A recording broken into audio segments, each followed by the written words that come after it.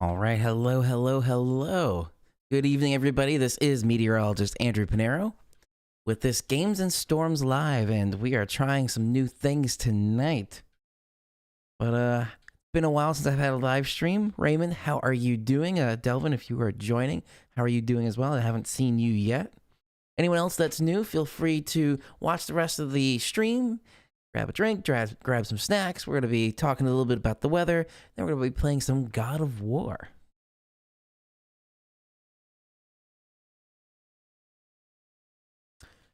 And I am just getting a couple things set up here.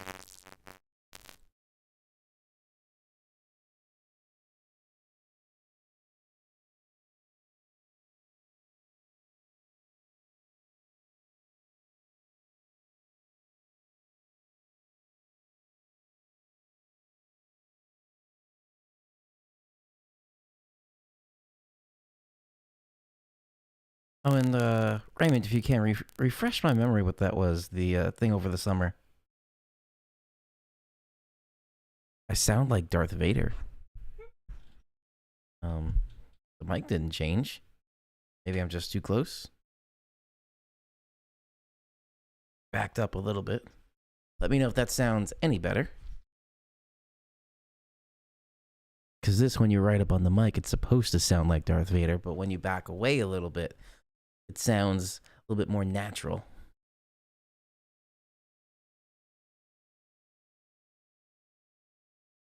Also, I think it's in a good position where it's just barely out of frame there. Awesome.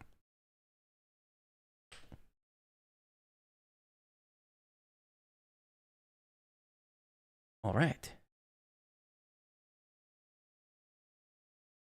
And yeah, Raymond, remind me what that was over the summer.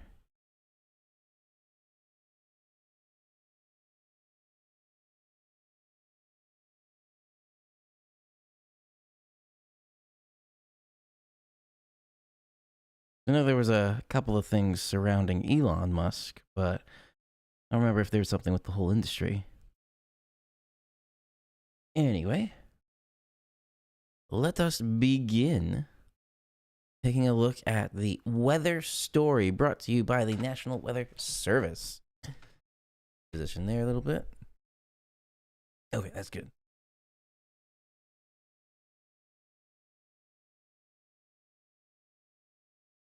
Okay.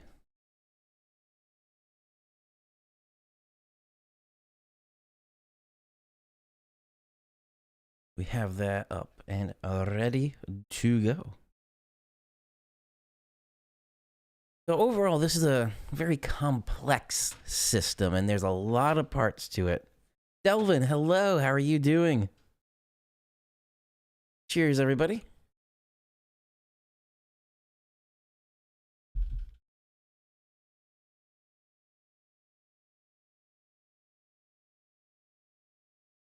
Oh, Raymond, that was Rivian. I think that was Rivian.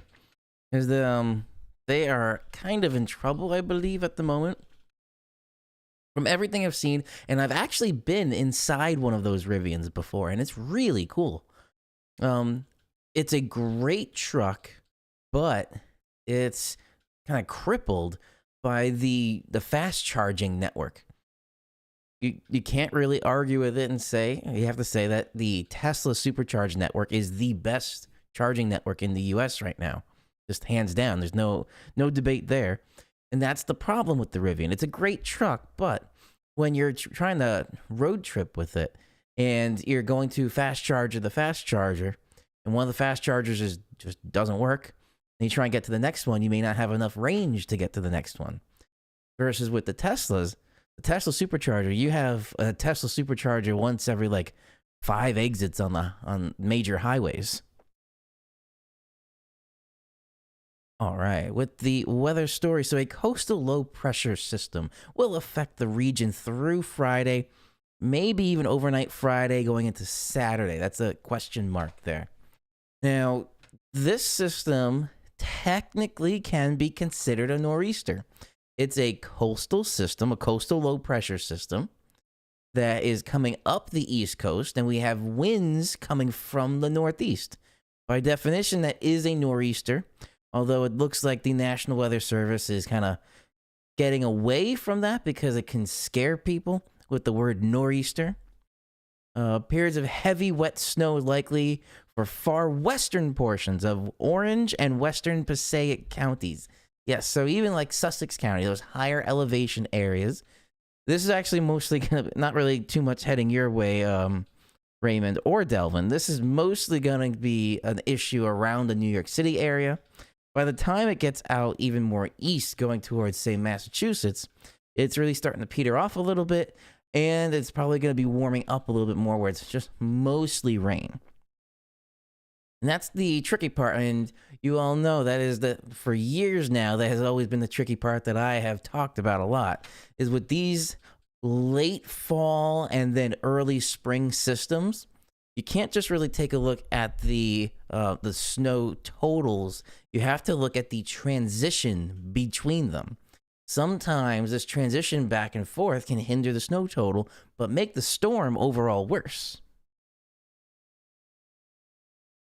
All right, some other things. Heavy rainfall for much of the tri-state may lead to local urban and poor drainage flooding early Friday.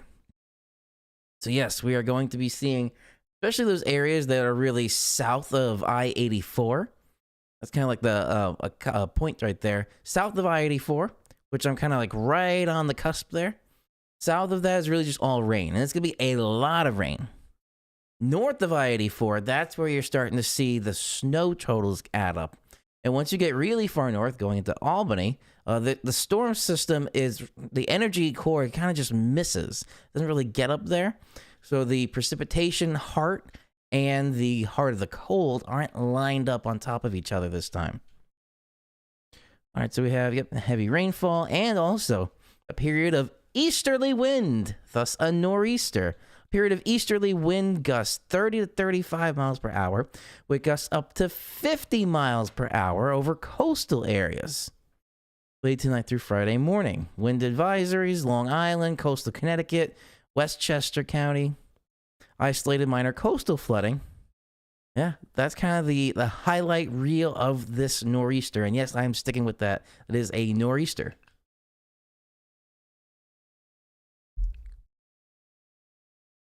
All right, so going down here, let's start now. Ooh, that is out of order. That's weird. Okay, so nothing really in terms of severe weather when we're at the Storm Prediction Center here.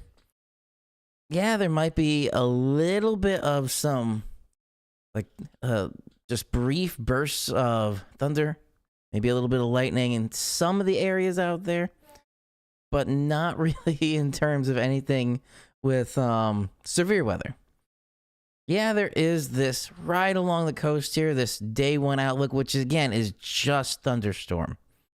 So that's really the southern half of Jersey, Long Island, really all the Delmarva area, going into the South Shore, just barely of Connecticut. So really all the coast there. And again, just maybe a little bit of a thunderstorm. Nothing severe. Raymond, I know you enjoy the severe weather, but I don't see any severe weather with this system.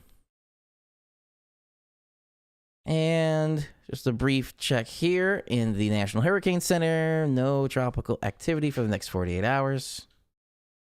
Now let's take a look at some of the radars. So when I zoom out here on the radar, it actually looks like a pretty big system.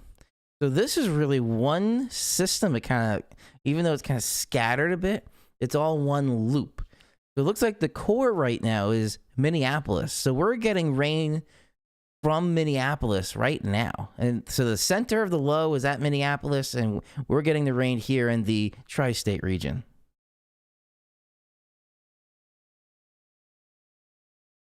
Oh, Siri, you can go away. And yes, Raymond, I totally forgot to mention that too with the other weather news. The tornadoes. That was such a severe outbreak I was watching. And even for the heart of, and let's just say it's right in the heart of, say, Dixie Alley or Tornado Alley, this late into December or mid-December really is unusual for tornadoes.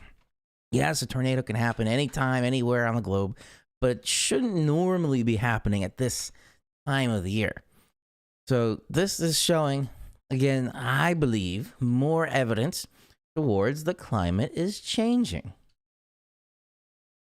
And yes, I know we always kind of look for the tornadoes, but yeah, it was fairly devastating. And also just before Christmas, people losing their homes just before Christmas.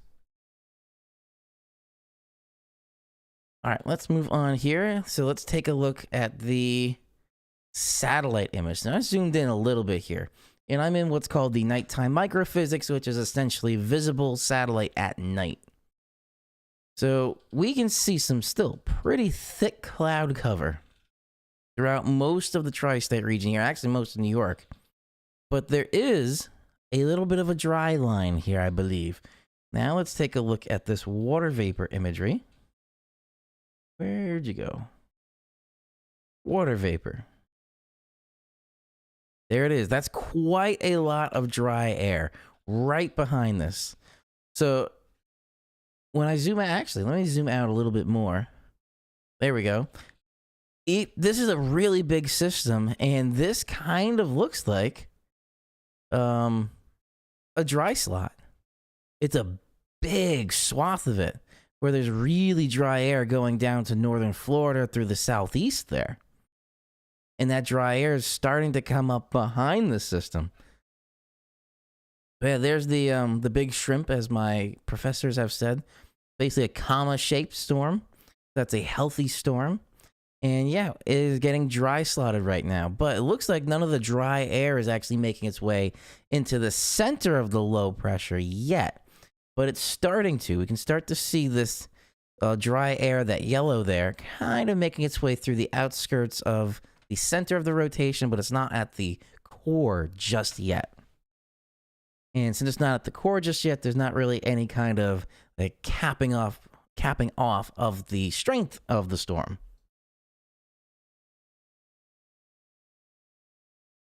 Yes, the Tuscaloosa. Oh, that was tomorrow, December 16th. The Tuscaloosa F4 tornado. Nobody talks about that. Yeah, because there have been other Tuscaloosa tornadoes that were devastating. Seems like Tuscaloosa itself just seems to be in a prime area for the tornadoes.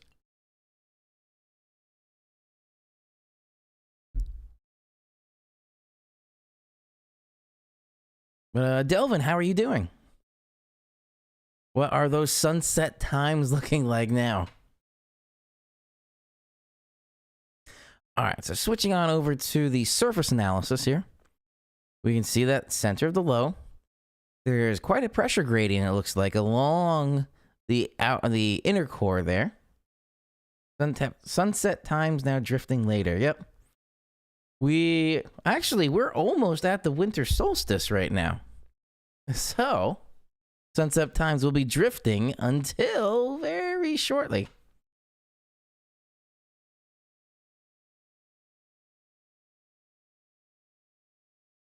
Yeah, just a few weeks out. And then it will be getting brighter and brighter again. It sounds like I hear the rain coming down quite heavy right now. Also, how does my audio sound? Do I sound any better now that I've made some readjustments? All right, so on the surface analysis here, quite a dynamic system. There's a stationary front, there's an occluded front, another occluded front, stationary front, cold front. There's a lot of things happening. This is quite a big system and a very dynamic system. Let's see how these forecast models are really handling this.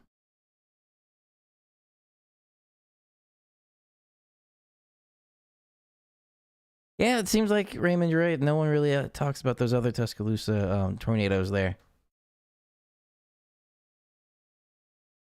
All right, so on the GFS here. So this is where we kind of see that I-84, the northern corner of Sussex County, going into the border of Orange and Rockland, Putnam and Westchester there.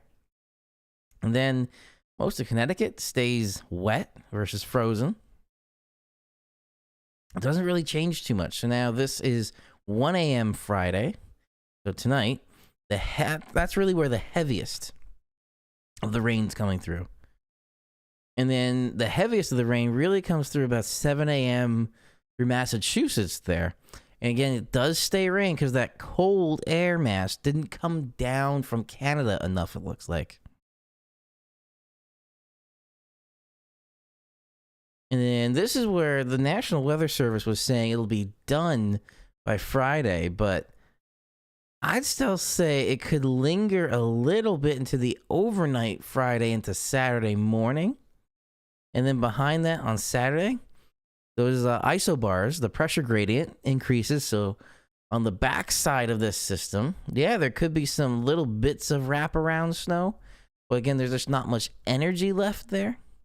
Maybe a little bit of combination of wraparound snow and lake effect snow could happen there. Maybe going near the Buffalo region. Well, this system is mostly done pre-dawn on Saturday, so I would still say it's going to linger a little bit into early Saturday morning. Hold this down a little bit. There we go. All right. That's the GFS, it really looks like. Most of the storm will be tonight, going through tomorrow. Tomorrow we'll have some lingering effects, but most of the heavy precipitation is out of the area, leaving behind maybe still some snow. And then once that clears out, Sunday looks like a bit of a better day. There's still maybe some lake effect snow heading around the Great Lakes there. Then going into, let's see, Monday here, that pressure gradient really tightens up. So it's going to be very blustery on Monday. Cold, very cold. It's going to be mostly dry, it looks like. Maybe because it's so cold, it'll be some flakes, some flurries here and there. But looks like it's going to be one of those like winter days where it's cold and windy.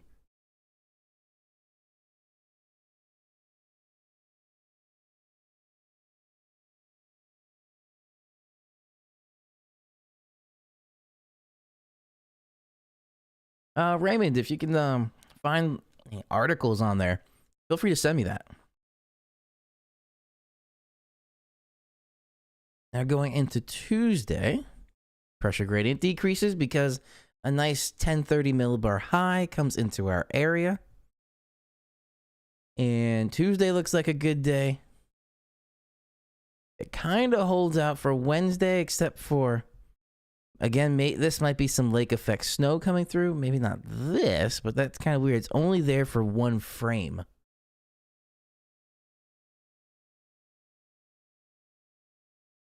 Then going through after Wednesday, another 1033 millibar, a little stronger high pressure, comes in for Thursday. Oh.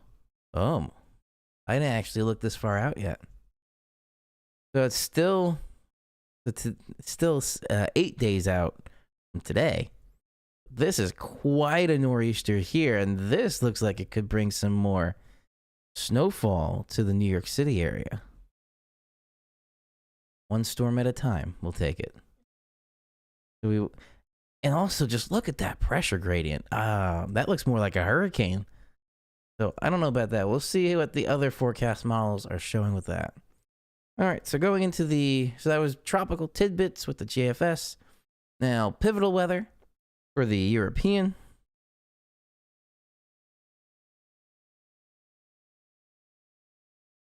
So it's showing a little bit of rain and sleet for most of the Hudson Valley until you get into Orange, Sullivan, and Ulster County.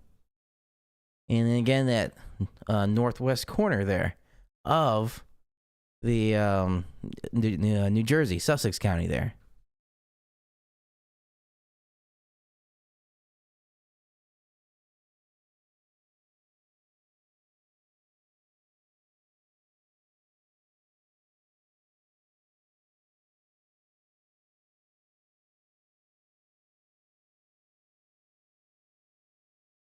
Okay, awesome. I'll take a look at that.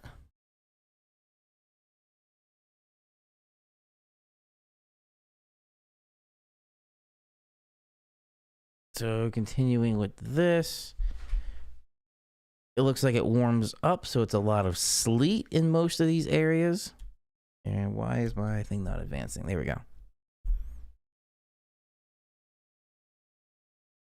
And by the time we get to Friday afternoon, really the bulk of the rain's coming through the maybe Boston area, but just rain, just heavy rain, cold rain. It's right at that freezing point line. So it's not really the freezing point line, but it's about the freezing point, that 540 thickness line. And then for Saturday, it really lingers into the pre-dawn hours on Saturday. And it clears out, leaving behind some blustery conditions, it looks like. So far, the Euro and the GFS are fairly in alignment. Even going through Monday, it looks like it's going to be dry, but cold and windy. Tuesday looks like that. Going into Wednesday and Thursday look like that. Let's see. It's loading.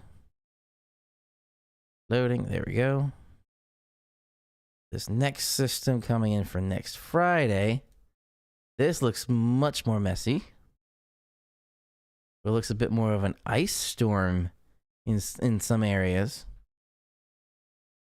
This one looks like it's going to be a bit more quick. Really just in place for the day on Friday. But yeah, it looks like we could be getting another nor'easter coming through next Friday.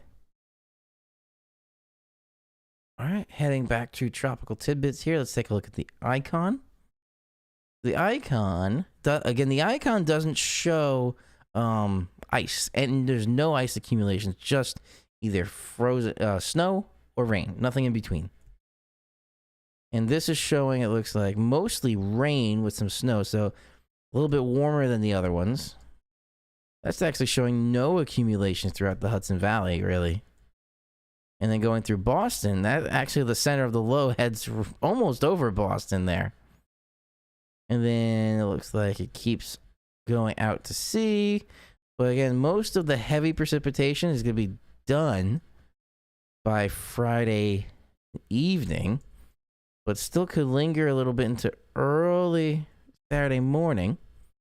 So I wouldn't say you're out of the woods just yet Saturday morning. And then again, it looks very cold and windy.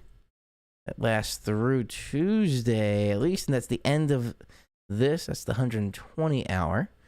We switch this to the 12Z, and we're going to get a couple more hours out of this. All right, and there's the next system. So this is late Thursday, so a little bit faster. But yeah, it definitely looks like a nor'easter. So far, 3 out of 3 are showing a nor'easter for the end of next week.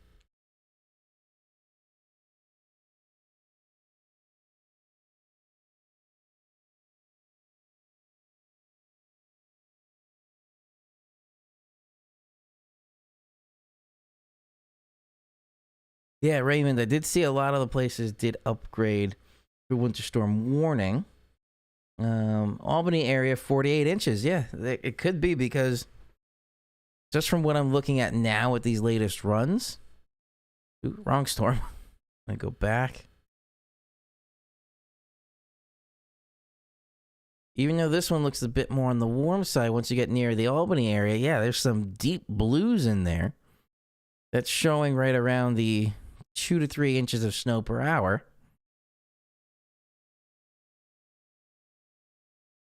Let's head to the NAM. Ooh, and actually upgraded. We don't want the 0Z. Let's go back to the 18Z.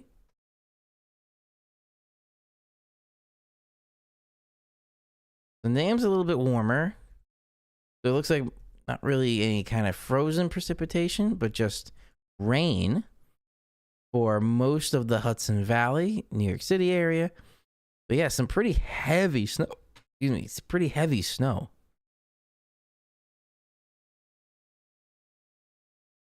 For the Albany area there. There's a separate section I have with the snow total, so we'll definitely take a look at that.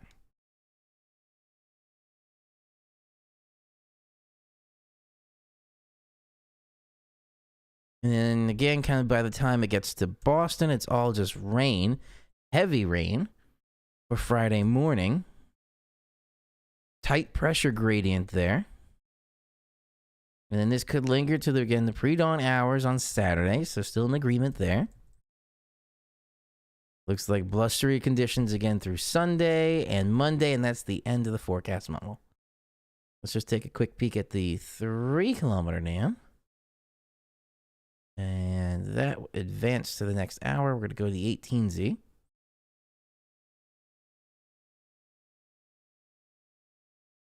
So this looks like it was fairly accurate at where it started with, especially in the Hudson Valley, with snow rain mix, and then it's turning into just rain. The temperature is going to be increasing as we get into the night. And just those pockets of heavy rain and just scattered moderate rain throughout the overnight hours tonight. No, not spiked eggnog. It's probably been over a decade since I've had eggnog. It is a spiked drink, but this is Ocean Spray. What'd you get? Cran lemonade?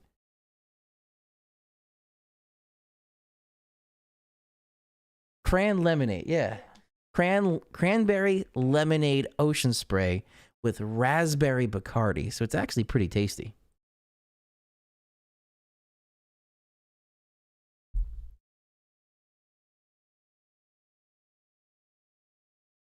That's why I also added in the beginning the little waiting screen of grab some drinks and snacks and relax.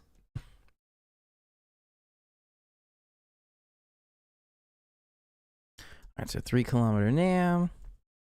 Going through Friday. Actually, a little bit later, heading into the Boston area. And also, the bulk of that precipitation is more out to sea than the others. Interesting, because this is a higher resolution model. And then most of this is done, actually, overnight Friday. Not really early Saturday, but really overnight Friday. You want more news on tech and space live streams?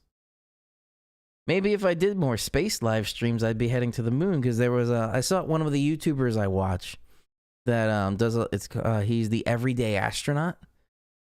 He covers a lot of SpaceX and NASA stuff, but also covers some other different areas.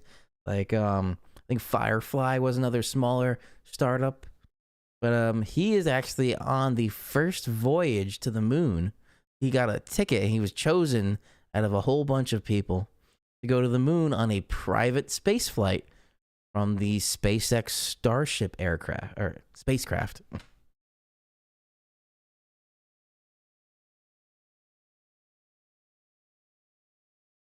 All right, so the 3-kilometer NAM only goes 60 hours out, and through overnight Saturday, looks like it's all cleared out, but it's cold and it's blustery. So all of them are in agreement on that. As soon as this nor'easter makes its way out, it'll be cold and blustery. Take a quick peek at the HRRR. The image you requested is not yet available. Oh, it looks like the model runs are just switching. So we're going to go back a run. 0Z. And kind of the same story it's looking like. So a lot of these models are in agreement. This one's a bit closer to the 3-kilometer NAM because the HRRR is, again, one of those high-resolution radars, or high-resolution forecast models. This is keeping the bulk of the precipitation out to sea. So by the time it gets to Boston, it's just clipping the Cape there. But it's not really heading into Massachusetts there. And then behind that, it lingers again to the pre-dawn hours on Saturday. Blustery and cold with some lingering flurries here and there. Once it gets that cold, it actually you can really get a flurry at random times.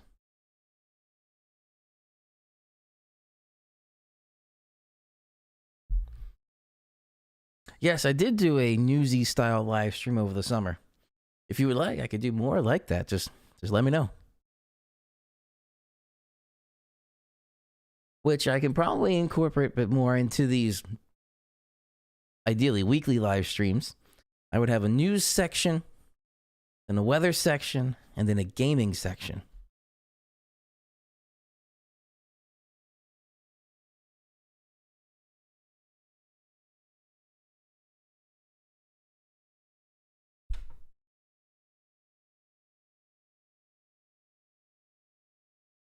I definitely hear the rain outside.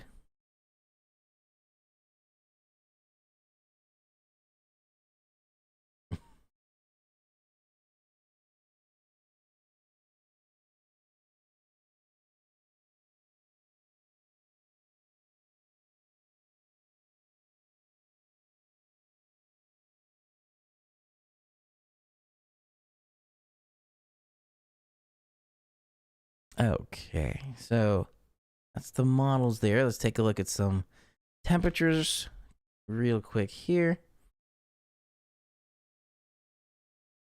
Where are we? Oh, this was going back in time. All right, so here we go. 0Z Friday, which is actually we're at 1Z Friday. Temperature stays fairly steady into the overnight, just above the freezing point there.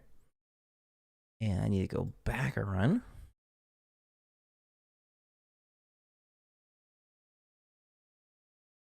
It stays mostly over the freezing point. And then during the day, the highs are going to be in the upper 30s, it looks like, tomorrow, until you get really more north.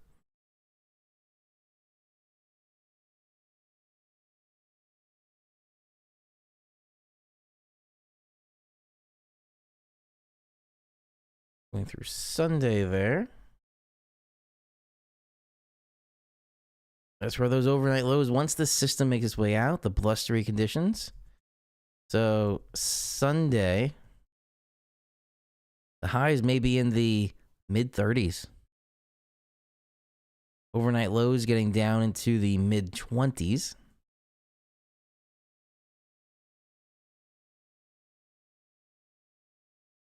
And going into the Moss data here, let me bring all that up. Yeah, all right. Yep, those are good. And where's the spot? Oh, there it is.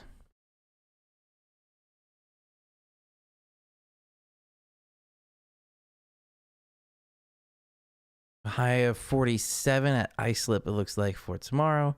And 43, 39, 42, 42. It does dip off a little bit. And that's for Islip. Go a little bit more inland. White Plains.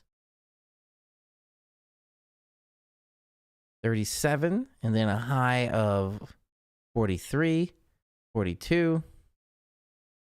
If we go beyond that, then we're getting into highs 39. Sunday, a high of 36, then 41, 39, 38. There, those highs are getting pretty cold, and especially with the wind. The wind is showing 18 miles an hour, 20 miles an hour. Through until about maybe Tuesday.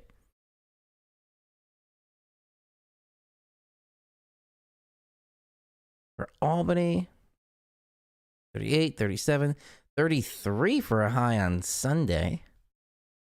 And that's the day after the storm really makes its way out, so that's going to be the cold day.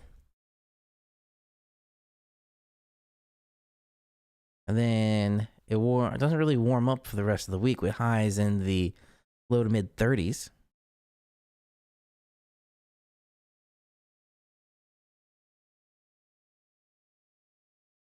Oh, blizzards were handled beautifully at Fios. Tornadoes, not so much, because Fios just wasn't a live news coverage. So it was a challenge if everything's pre-recorded and there's a tornado. This has actually happened to me one time where I'm out recording, doing what's called pre-tapes. So I'm out recording there and I don't have any internet access or Wi-Fi access, so I don't get any notifications on my phone. And while I'm recording and going through everything that I set up already, a tornado warning came through the area. It lasted about 5 minutes. So by the time I got back, it was done. And when I got back to the main like office area where there is internet versus the studio where there wasn't, I saw all the notifications. I was like, it's over, so there's really nothing to do right now. Yeah, blizzards were handled pretty well because we knew a few days in advance with fairly decent confidence about the blizzard, and they went full on blizzard mode. Like, that's actually when I was called in extra days, and I would be assisting the regular like weekday meteorologists. So blizzards were handled pretty well.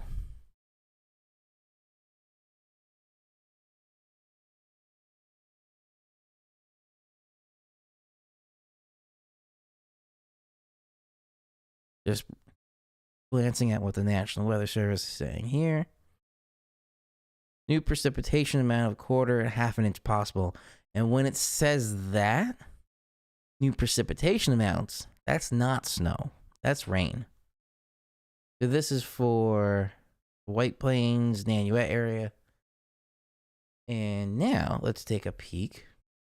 Actually, before we do that, let's look at the live radar. Put that in motion here.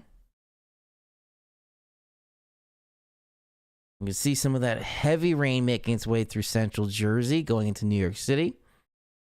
Northwest New Jersey is kind of keeping that like mixing, going back and forth between snow, rain, snow, rain.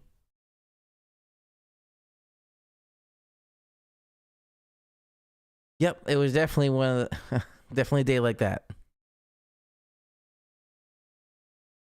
So the bulk of this precipitation is still south of us, and this is kind of where it's setting up, it looks like, where the heaviest rain is going to stay out to sea, but I don't think it's going to make its way all the way out, because some of the forecast models were showing it was just clipping Cape Cod, but I don't think it's going to just clip Cape Cod. It looks like it's kind of heading towards kind of the Boston, Cape Cod area, not Cape Cod out to sea.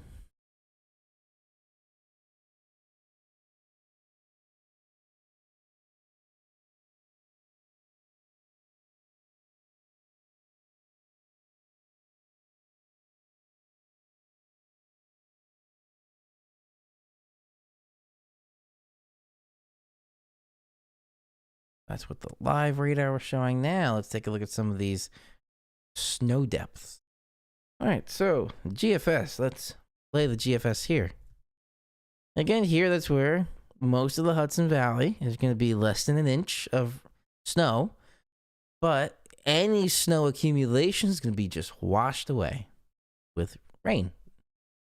That's the GFS, and that was pretty much that. Now going into next week, just a quick peek. That's showing 6 to 12 inches of snow for the Hudson Valley. And going even into Orange County, 1 to 2 feet of snow. Again, that's a week out, but we shall see.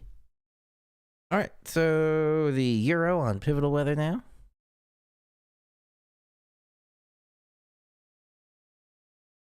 Again, it's not looking like much from this system in terms of snow. And that's really it. So, yeah, up near Boston can get, say, 3 to 6 inches of snow. But it looks like anywhere outside of the Albany, sorry. Albany can get 3 to 6 inches of snow there. And this is showing some points. I saw, yeah, there's a 9 and a 10. I don't know about that. I would say 3 to 6. Maybe 3 to 6 for the majority. I would say up to 8 in some very high elevation, because this is a very elevation driven system. And this is actually showing going into Maine, 16 inches of snow. I don't know about that, but it's possible because, again, that's more north. All right, so then the icon. For most of the Hudson Valley there, traced to maybe an inch. Again, actually, this is more in line with the 4 to 8 area for Albany. And then going into Vermont and Maine. That could be in the foot range. Yeah, maybe.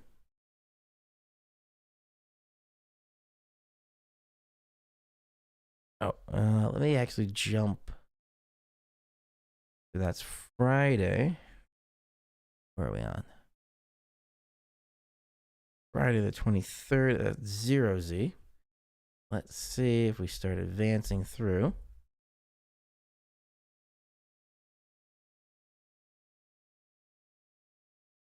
So by the end of the system for next week, the European here is showing 6 to 12 inches of snow for it looks like the North New Jersey area and Hudson Valley. New York City, around 4 inches of snow. So this is definitely something to look out for.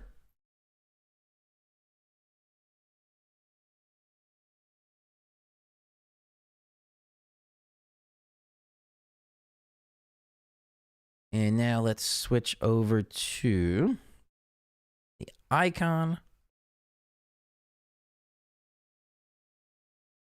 That is the 120 hour.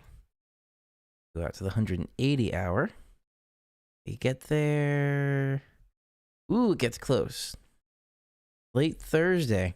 By late Thursday, it looks like, again, northwest or northern New Jersey and the Hudson Valley is at 4 inches already by 7 p.m. Thursday. Maybe there is something to this, but we shall see because all of them are kind of showing the same thing. The NAM's not going to go out to next week because it only goes 84 hours out. But let's just see for this system. Yeah, again, mostly nothing for the New York City area and lots of the coastal regions. Up north, that's a different story, though. Near Boston, it's actually showing a spread between 8 and 18 inches. So again, this is where it's very elevation driven, and a lot of the different forecast models, they use different mathematical algorithms and formulas. That's where there's variation in all these. And last but not least, the 3 kilometer NAM. Let's see. Not as high as the 12 kilometer NAM, but this is a bit more in line with what I would think, which is maybe 4 to 8 inches for the Albany area there. For the New York City area, nothing, really just rain. All around the coastal area, really just rain. Once you get a bit more north of that, maybe 1 or 2 inches of snow. So this looks like it's going to still be a pretty intense storm. But looks like mostly rain unless you're very far north, near Albany there. Albany, Vermont, New Hampshire, Maine. That area, that's really where the bulk of the snow is going to be for this.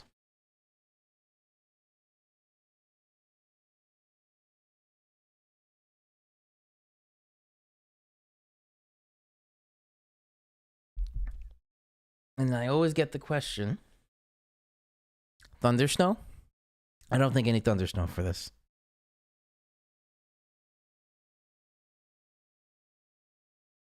Also, I don't think they heard you.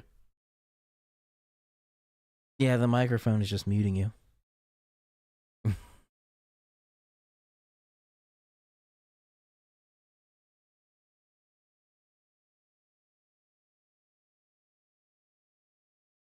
Oh, that's interesting, Raymond.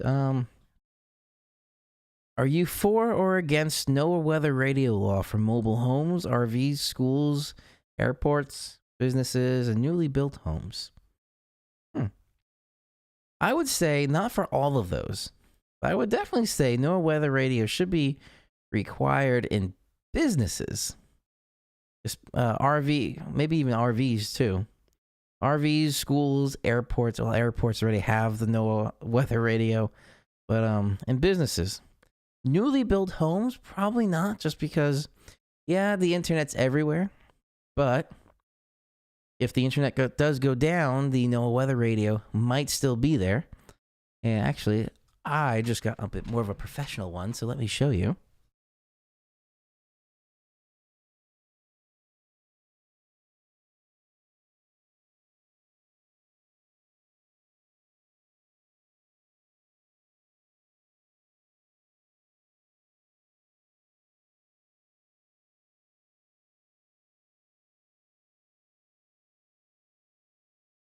Okay. So I have been down an interesting adventure of ham radio recently. So this radio I have here, it is a ham radio, but it also receives NOAA weather radio because you just tune into the frequency. We're between 40 and 42 degrees. In southwest Connecticut, rain was falling 9 and 44 degrees. Here are the latest reports on the coastal waters. At Robbins Reef in New York Harbor, winds were east at 22 knots, gusting to 27 knots. The air temperature was 41 degrees. So I say everybody should have a NOAA weather radio or some sort of radio that can receive NOAA frequencies. So like this. So if anybody's interested in the New York City area, the New York City area NOAA weather frequency is 162.550. That is the NOAA weather radio for the New York City area.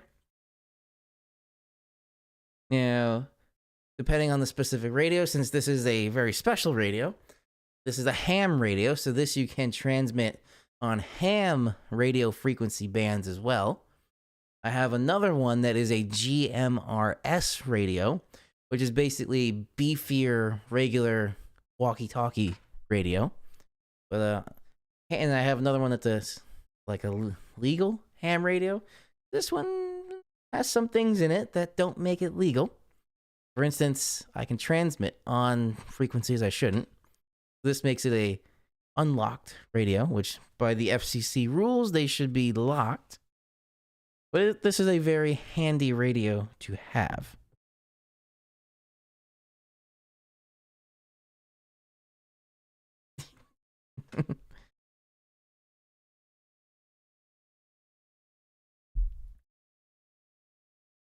Okay. And what was a couple of things you said there?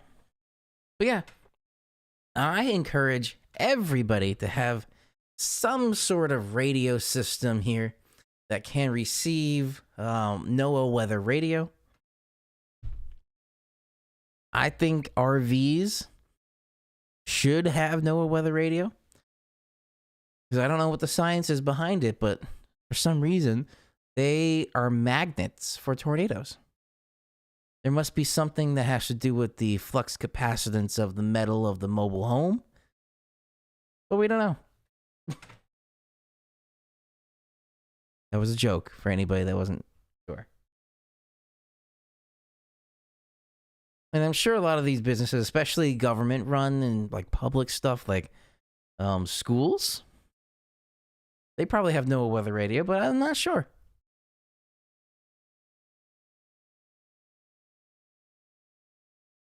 All right, so for the overall parts of this, the overall like forecast, this is mostly for the coastal areas, a rain system. A lot of rain. We could see maybe 1 to 2 inches of rain out of this, which is quite a bit. And I'll even bring up one last point here. The drought monitor. It's weird to be talking about the drought monitor in a nor'easter in December, but right here, D0 and D1 is what a lot of the tri-state region is in there. So abnormally dry is D0 and moderate drought is D1. So where I am, I'm actually in a D1 moderate drought right now. So a couple inches of rain would definitely help.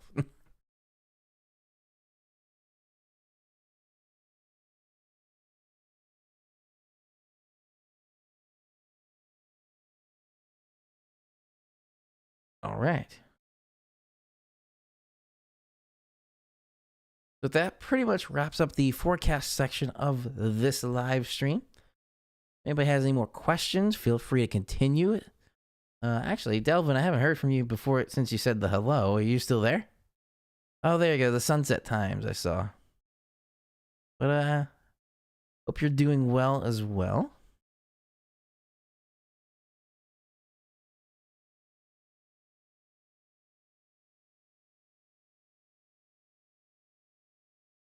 Oh, let me just make something quick, real quick here.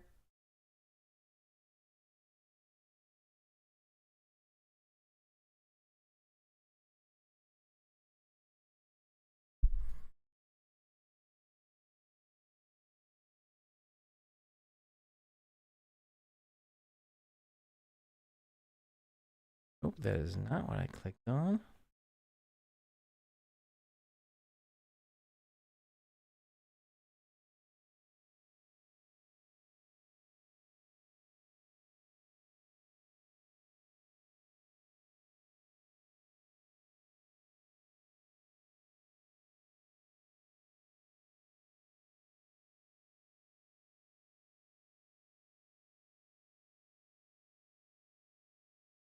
Okay.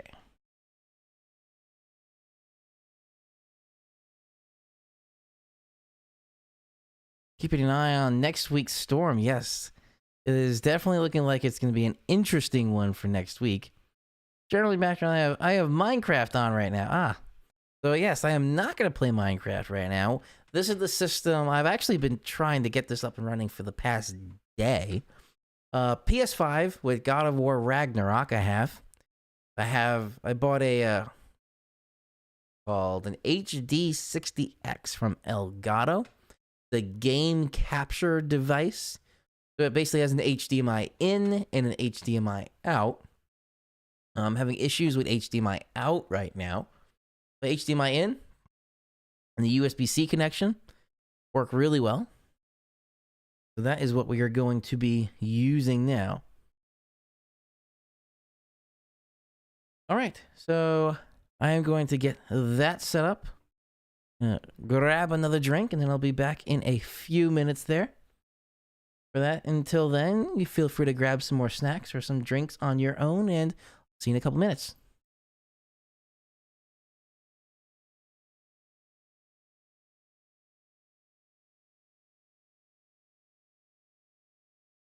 I just realized I had a typo in there. Hold on. Be right backle. Be right back. There we go. Be right back. All right, now be right back.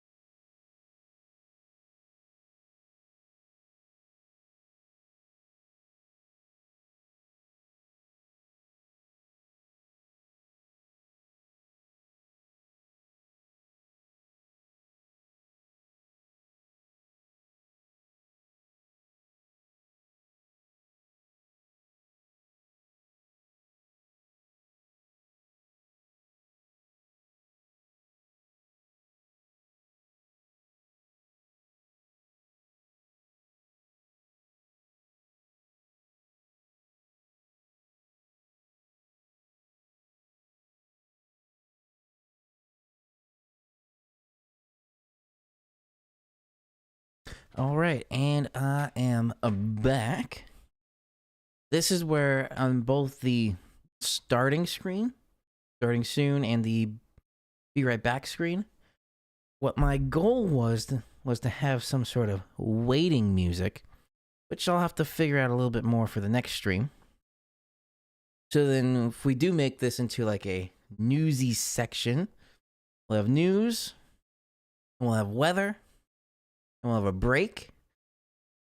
In the future, hopefully, it would be a sponsored break. We'll have some sponsored pieces. That'd be nice. And then the last part would be gaming. So news, weather, break, gaming.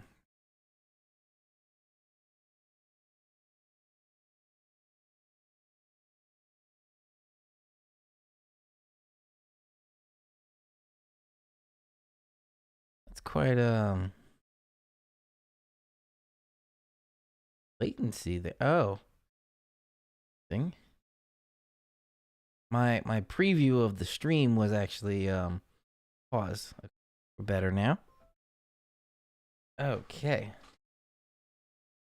So everything looks like it is good to go. And what's weird with this is I can't test the audio during the break. I can only actually test the audio while I'm in that picture-in-picture with the game mode. So while we're in there, we shall see. And for this, I'm just going to grab the microphone around. Kind of face the screen. So then, again, this is the interesting part where the HDMI out isn't working right now, but the USB-C capture is. I'm going to be gaming off of the OBS screen, which there's maybe like a 200 millisecond delay, so it's not a lot, but it was enough to actually cause some audio issues that I had to fix earlier today. All right, so let's see how this works. And Delvin, how is your Minecraft going?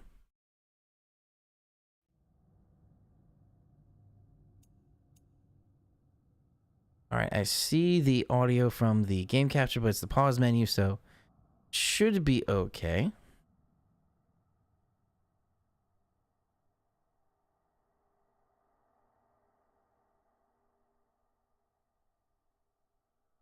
Raymond, that is definitely a fair point that you make there. So if we require smoke detectors and carbon monoxide detectors, why don't we have, I guess you could say, weather detectors, which would be NOAA weather radio. And Delvin, awesome that your Minecraft's going well. So this is something new. We are going to give it a try. Let's see. I'm going to test the audio now. We'll just by, yep. So that works well. The other thing that was a bit of a challenge before, and let me know if you can hear that kind of like the grunting of Kratos in the background.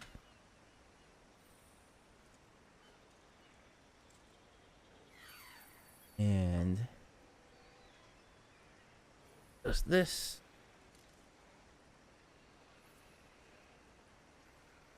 Go.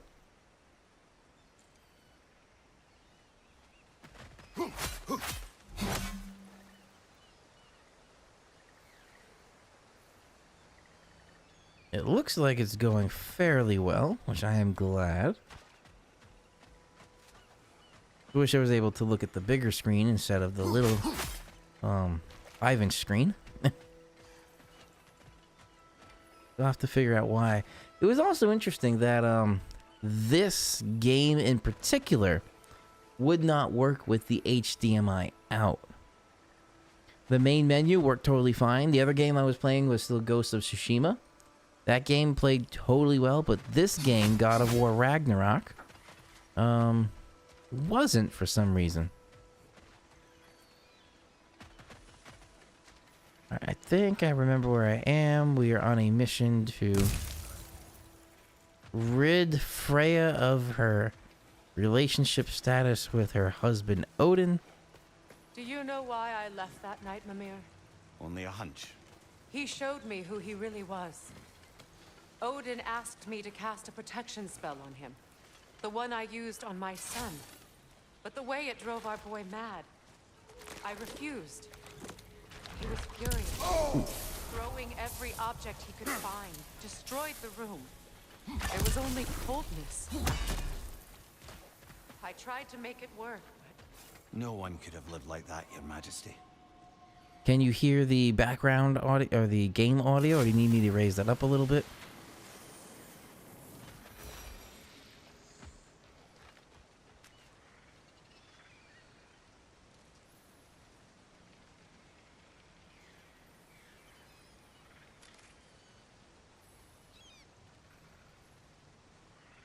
Yeah, definitely can't play it off the YouTube stream. That's too much of a delay.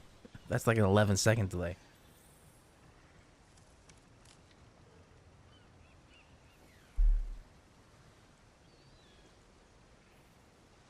This isn't too bad. We will see what happens when we get into combat.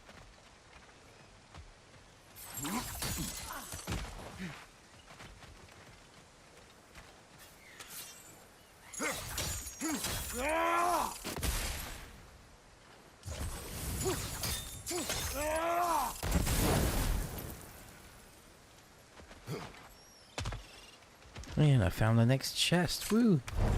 I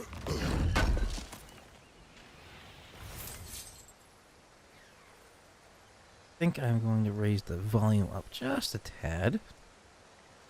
Just 1 decibel up to -9 from -10. But this is something I've tried to work with before. I actually downloaded a piece of software that can work if I ever do Minecraft from the laptop again, which is separating the microphone audio from the game audio so I can control them individually. That was something I struggled with, if you remember, on the past couple of Games and Storms.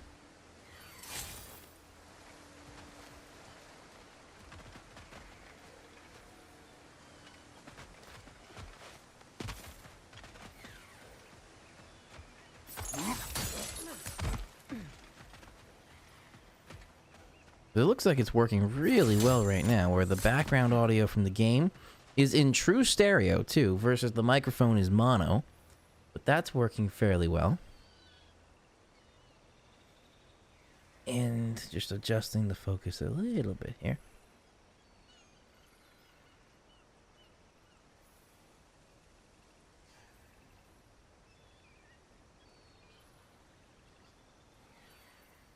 There we go. That should be a little bit better. I also do like this microphone arm that you can adjust it in pretty good angle. So while I'm facing the screen here, I could see it. If I was playing down the actual TV, I'd be able to see it this way. And yeah, that is in focus there, so that's pretty good. All right, that's working well.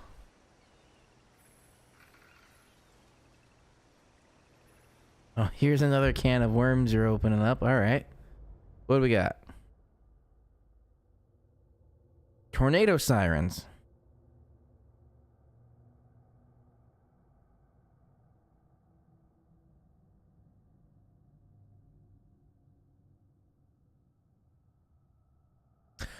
You make a fair point there, Raymond, where they do go oftentimes when there's actually no tornado, because they are county-wide. So if a tornado siren goes off and the tornado is not really going through your part of the county, you might hear the tornado siren and just become accustomed to, oh, there it goes again. I'm just going to ignore the tornado siren until the day that the tornado is actually heading for you.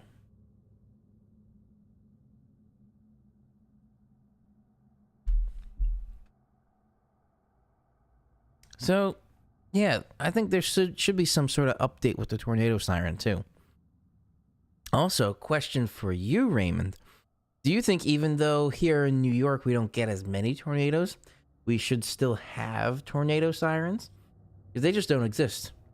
Where I live, I have near Indian Point, the nuclear power plant. So the Indian Point power plant has its own nuclear fallout sirens, which is kind of interesting. So I have nuclear fallout sirens, but I don't have tornado sirens.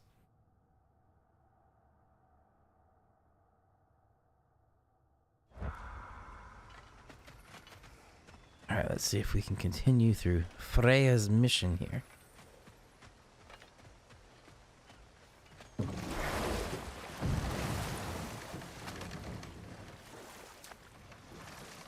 Forgot exactly where it was, but we're gonna try and remember as I'm going through.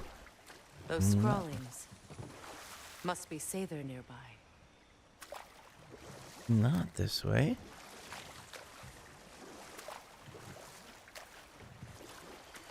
Also, how is the quality of the game on the stream? It looks pretty good on my end here. It's not as smooth Fair. as I assume it was Seagrim then who helped you retrieve your Valkyrie as wings. Were they hidden in the main place I TV, guessed? but the pass-through's were not not. working right now. But yes, she did. Argued all the while I should let my anger go, but helped me just the No, same. that is not it there.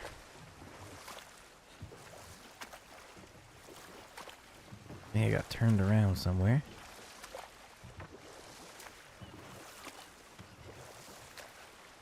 There was a little base camp. Not that.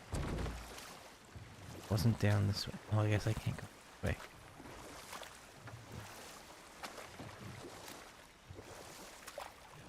Right? I guess we're gonna follow the river bend there.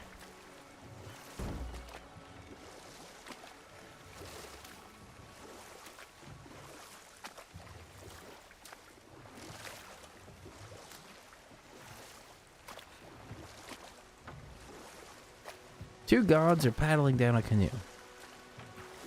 That sounds like the beginning of a joke.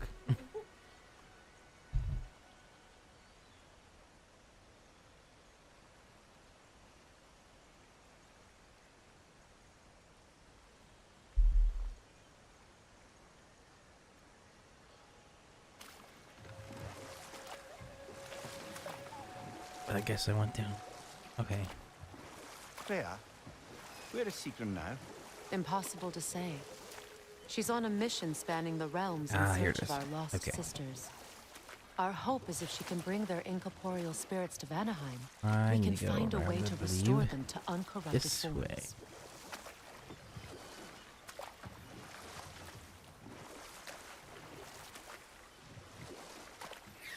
One of Odin's ravens.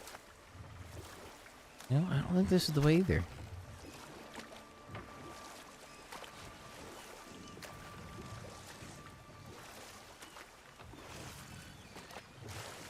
Nope, that's not the way. I know it was from that camp area.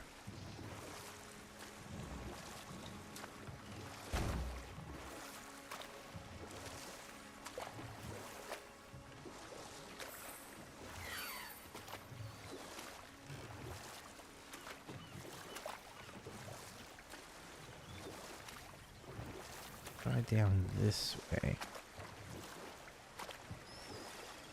This way, I think, is the way. Unless this was just where I was. Oh, okay. I was paddling through the gate.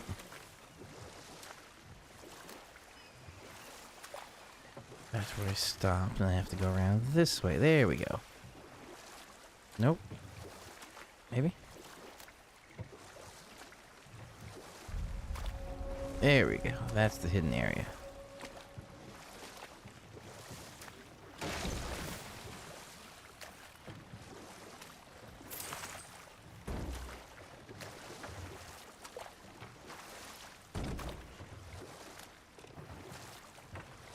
Just struggling with the boat a little bit.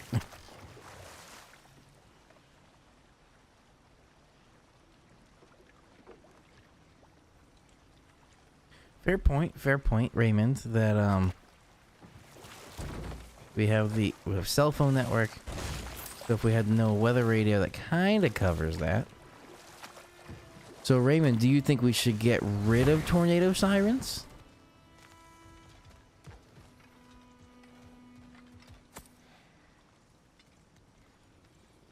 Lunda's orb. Be cautious. We know not what it does.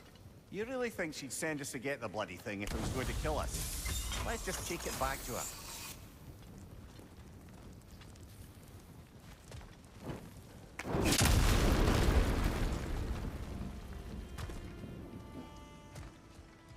Interesting. Oh. One of these things. Screen's a little bit too small for me to actually do this puzzle. I will not be doing that right now.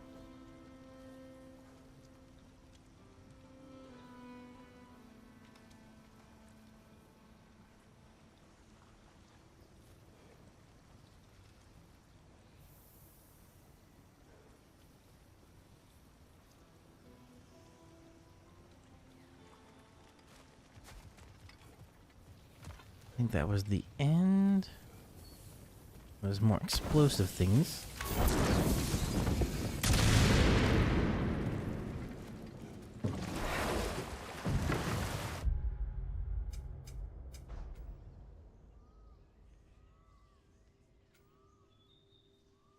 Rhea is missing piece. Where do I have to, I don't know where I have to go from here. Okay, I kind of see where I have to go.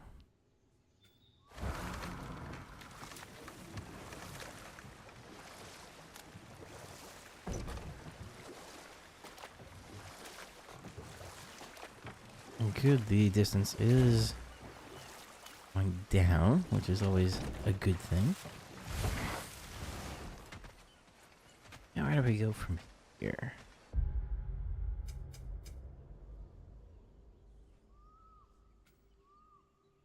To the left.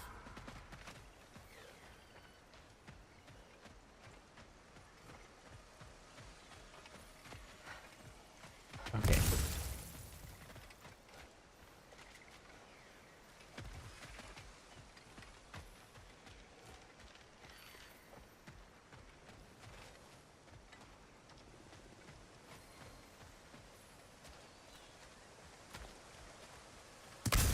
And back to full health.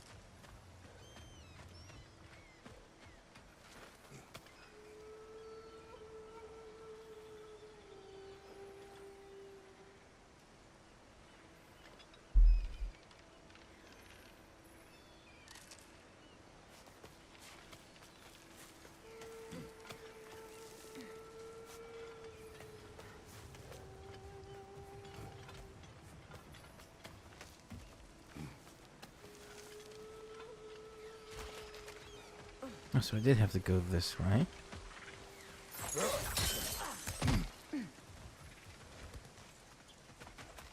Ah, here we go.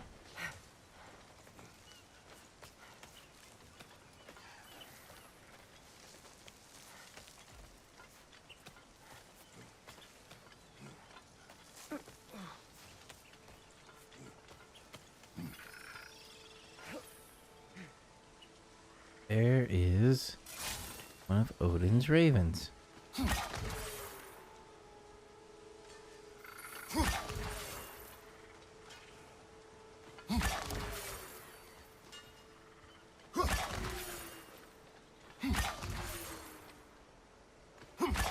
There we go, got it.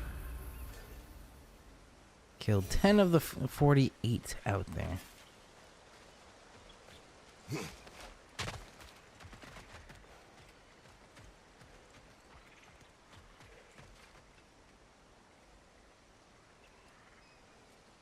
Allow me. Food now.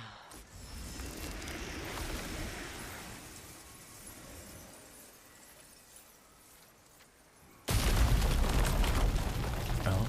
I never thought I'd come back here.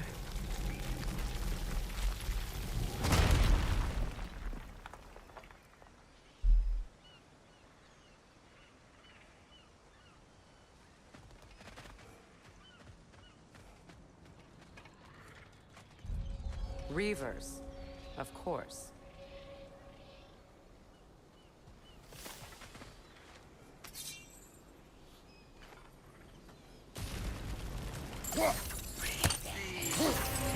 Watch out! It's a soul eater! It doesn't belong here! We must get rid of it!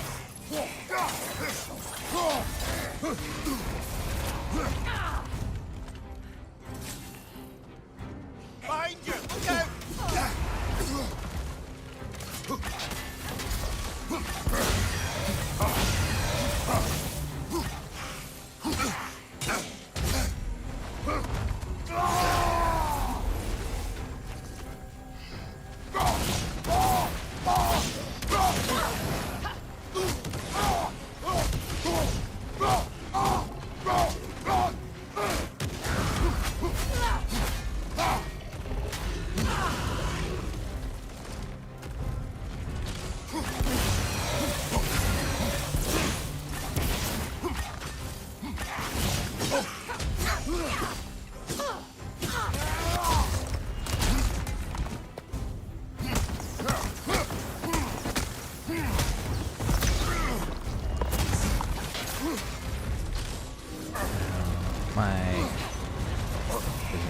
My video feed is actually covering my health.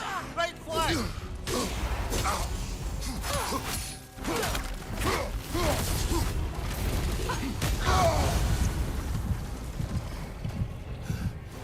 think I have any more around here.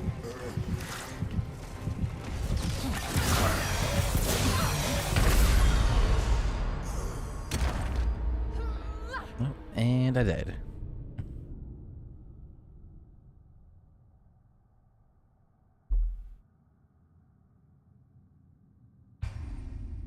Let's give that another try.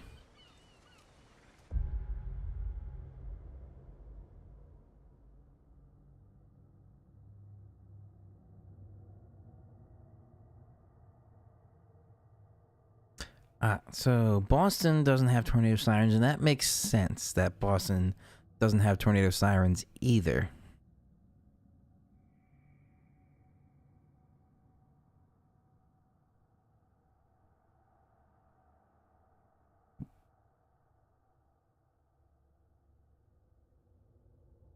That is a good point also, Raymond, that tornado sirens were meant for pre-internet times. Where not everybody had radios, and not everybody, or the internet didn't exist. So, tornado sirens were necessary then. You want to ban the use of tornado sirens. Okay.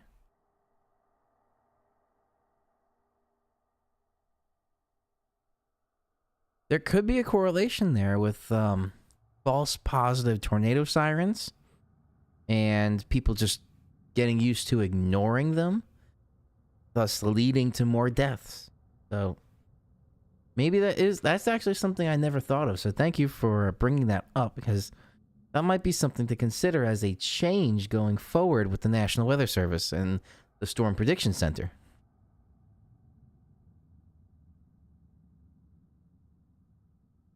I will also bring that up with my fellow meteorologists like Joe Chaffee, Joe Rayo, and Brian Fitzgerald, and see what they think. If they think tornado sirens are kind of like antiquated at this point.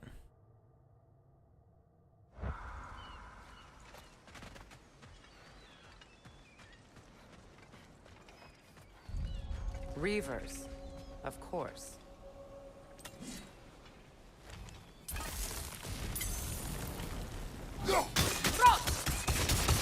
Watch out! It's a soul eater! It doesn't belong here! We must get rid of it!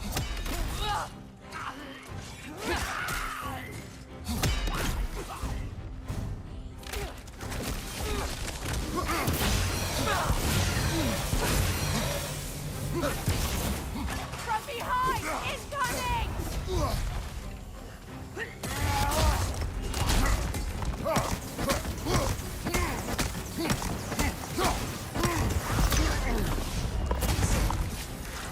Behind you, brother!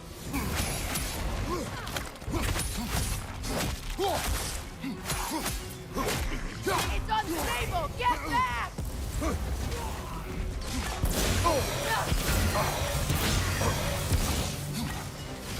Double Reaver! To the left!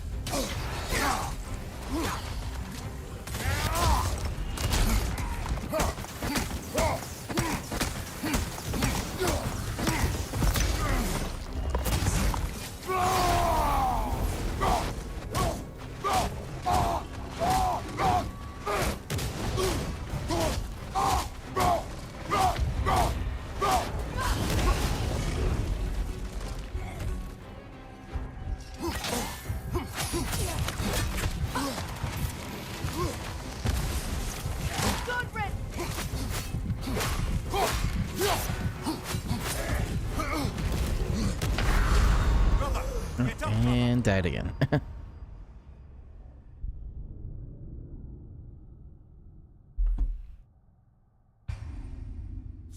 It's actually a little bit more challenging than I thought on this small screen here.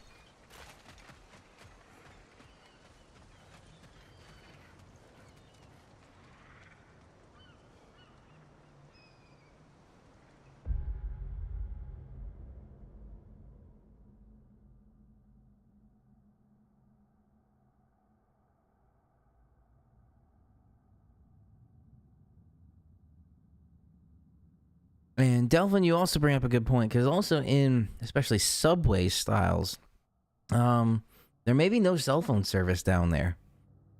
So there might be a point for tornado sirens in like train stations.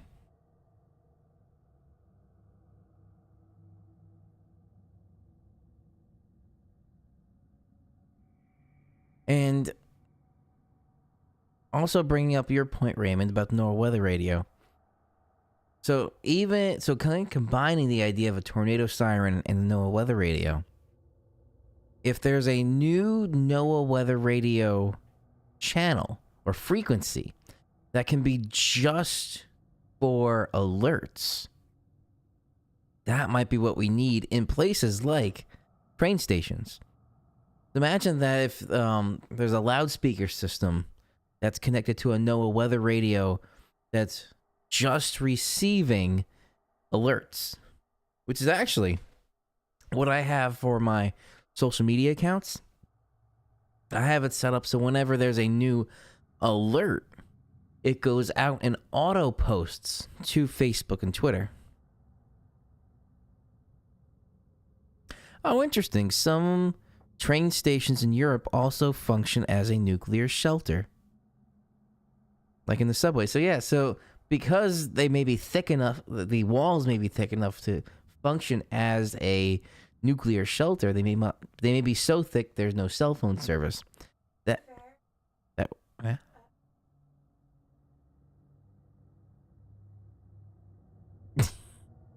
Meg's point was European subway stations have been dealing with bombings more than the U.S. has had to deal with throughout history, like World War II. Blitzkrieg. So fair point there, yes. But in the idea of train stations being have a loudspeaker system connected to a weather alert only weather radio, that might be a good idea.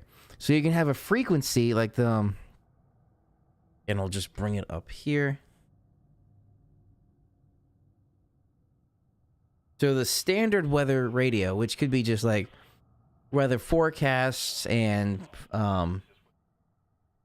marine forecasts. So again, this is 162.550. Maybe it could be a different frequency that is just the alerts. And also, my camera's battery, like it says, change battery pack. So although you may be hearing me, my video is frozen. So give me a second.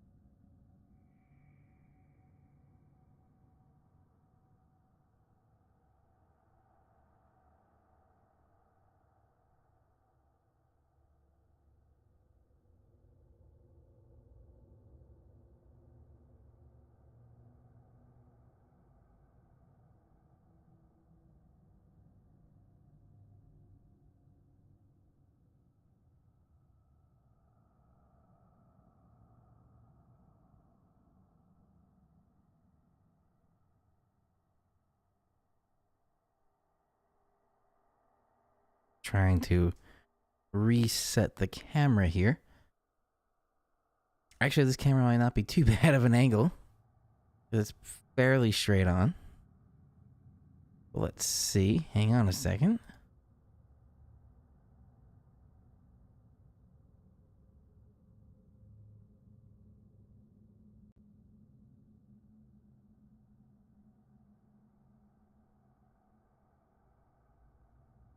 There we go. That is back.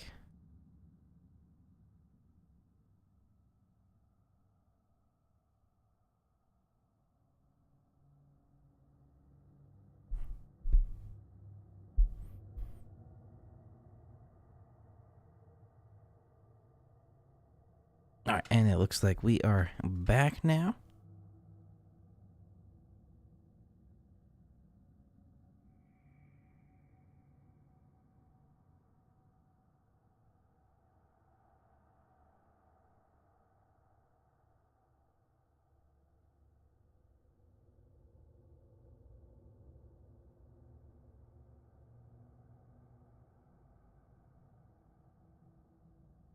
Ah, yes. So I was actually just thinking that before I got to your comment, Raymond. Delvin. But yes, Raymond, you have the point that New York City subways are underground for the most part. There are some city subway stations, station areas that are above ground. There are above ground tracks that actually go above the street. So the subway is actually above your head. Weird concept for the idea of a subway, but yes, city subways do go up above the street in elevation and then go down below the streets. So there's a mix there. So the train stations having some sort of NOAA weather radio alerts or some sort of NOAA weather alerts, that might be a good idea.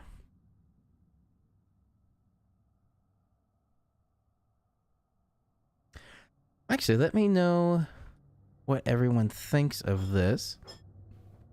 If I switch this to the front view.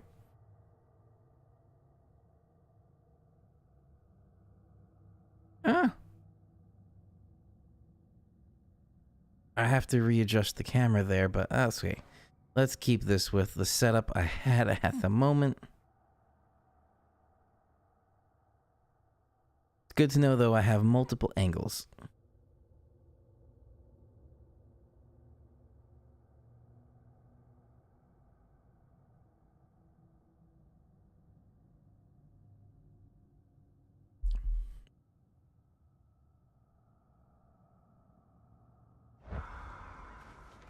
All right, let's try and deal with this thing.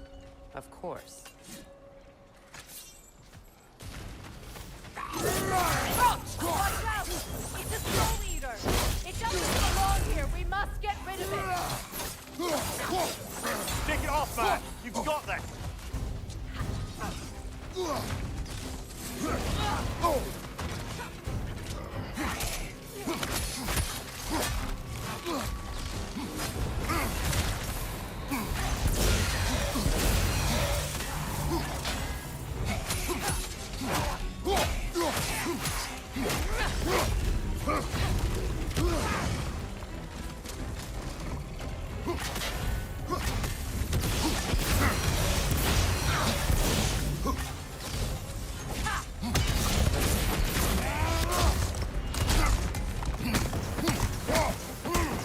This is going much better than before.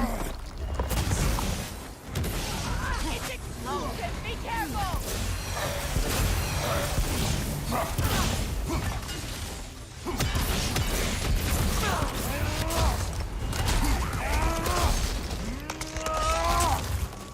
Oh, I just pulled out the soul of the rock.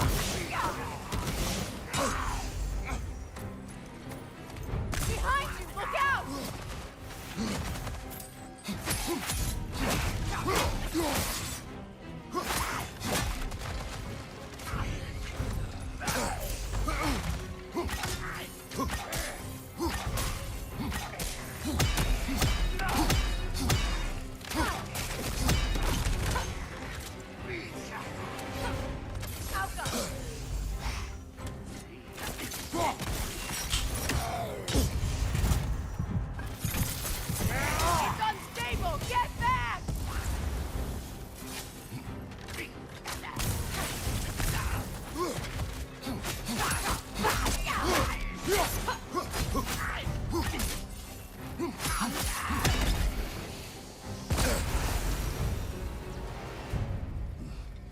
Did This it? place. Awesome.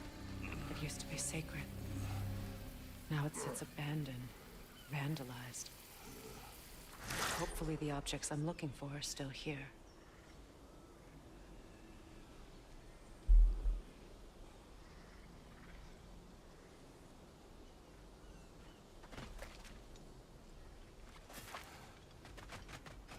I think I have fairly low health at the moment, but that's okay. Everyone's dead.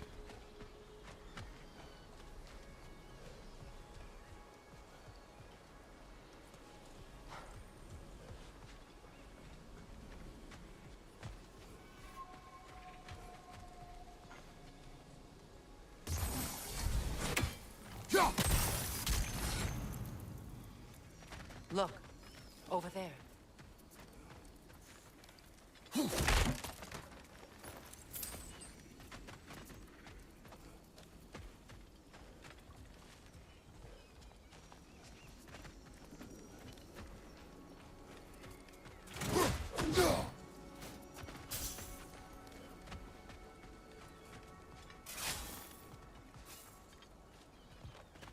The door is shut.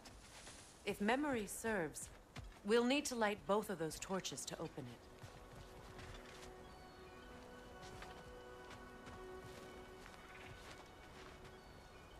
it. We need to light some torches, it looks like.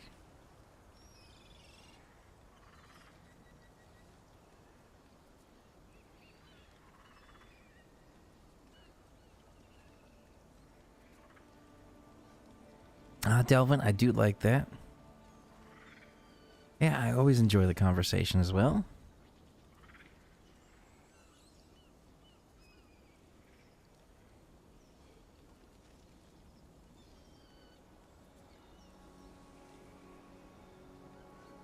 Raymond, that's very challenging because all the social media platforms are private businesses. So they don't have to. That's kind of the idea of the freedom of the United States, is private businesses kind of have the freedom to post things that they want. Because it's not offensive. It's not ill-informed. Even with the armchair YouTube educated meteorologists. Yeah, they may scare people, but it's nothing really that's going to cause harm at that moment. Delvin, that's very funny, but not really different than my own opinion. Elon has been running Twitter into the ground the past month. Not sure if Twitter is still a stable platform. That's where I am trying out. I just subscribed to the $8 a month Twitter Blue. So I do on my Twitter finally have the verified blue check mark, which I've actually been trying to get since 2015. I have now. So thank you, Elon. But see what it does.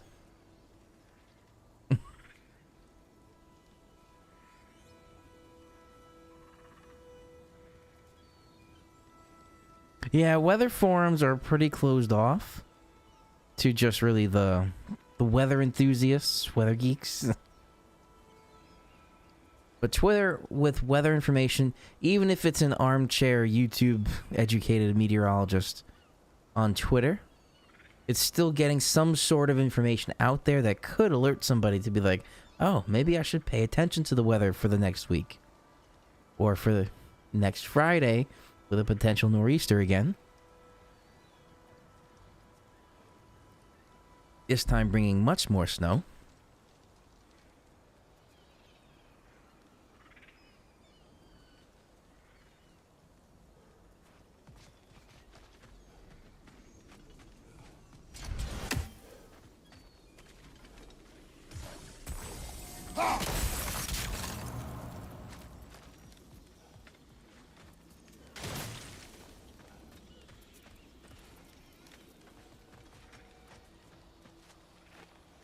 What's it say, brother?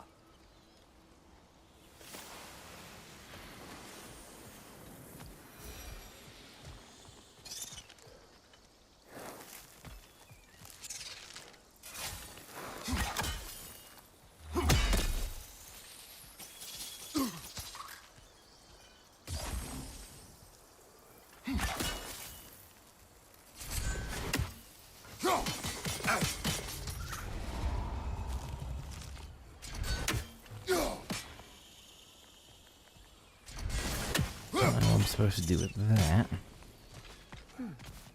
What's that? Yeah, what is that, Freya? I'm just gonna hide behind you so it attacks you. There you go. Alright, let's try and burn the thing. Nope, can't reach.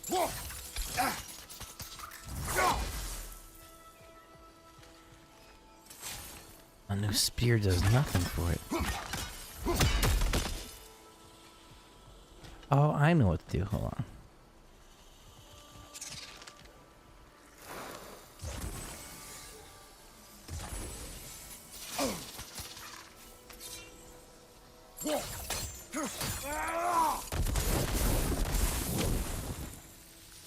Nope, that didn't fix it either.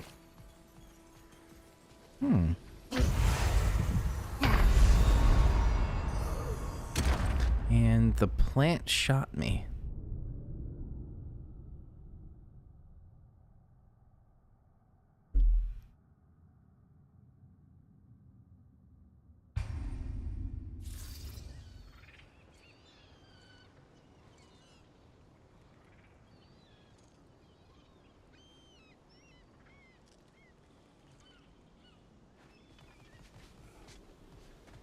So I defeated the boss, which is good.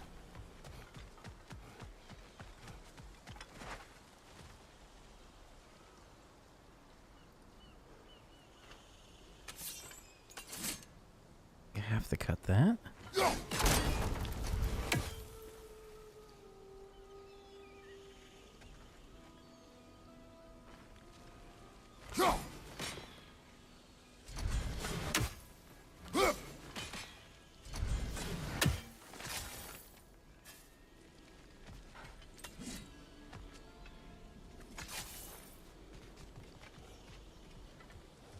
Don't know exactly what to do here.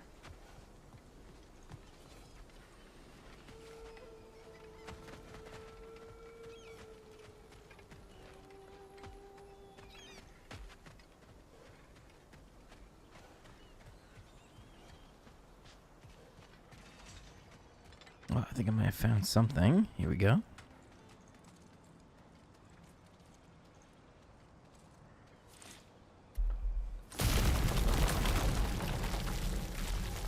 Look, over there.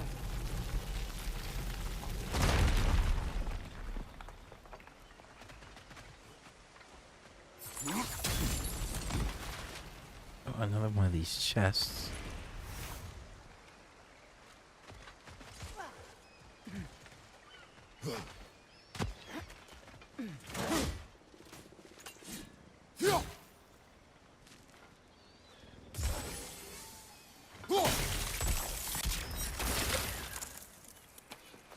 I didn't think about doing that, but it just happened and it worked. So that is good.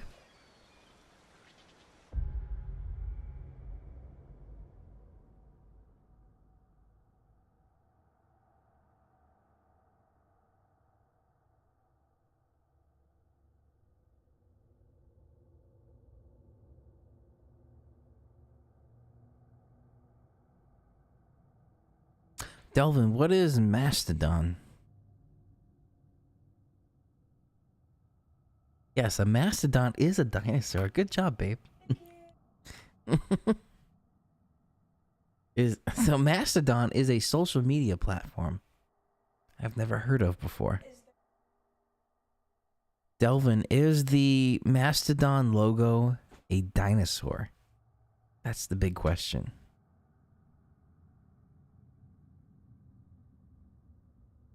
Yeah, YouTube have seemed to be pretty good with weather live streams and broadcasts. Because YouTube's, in my opinion, YouTube seems to be more like a online news network that's not connected to something like PBS or Fox 5 or something like that.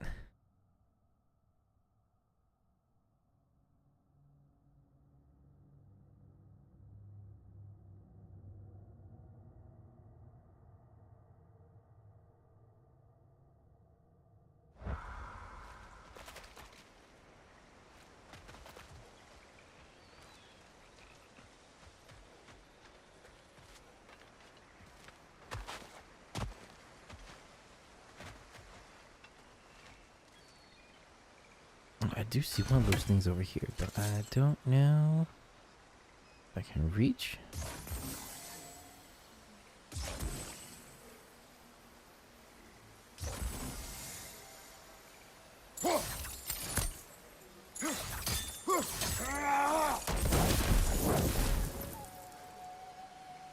Ooh, it didn't reach. Okay.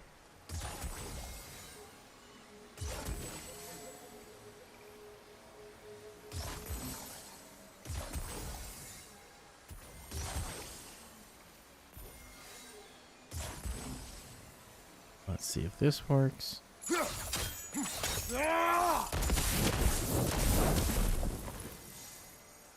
Nope, it's not making the connection up there.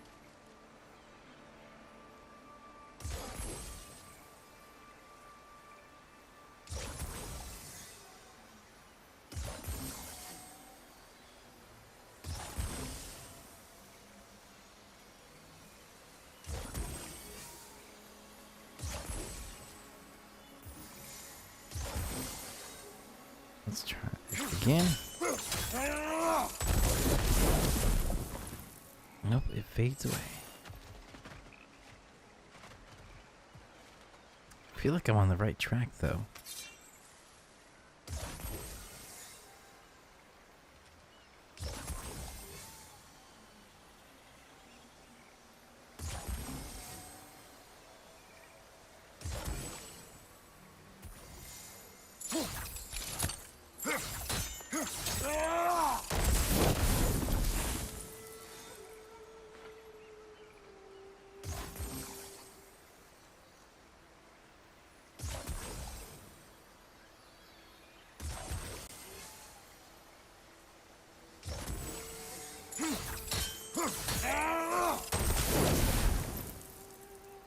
Nope, that is not working. Can't really see well on the screen.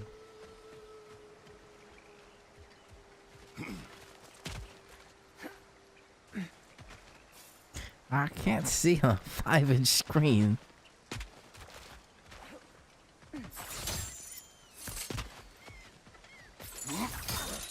Meg is making fun of me right now.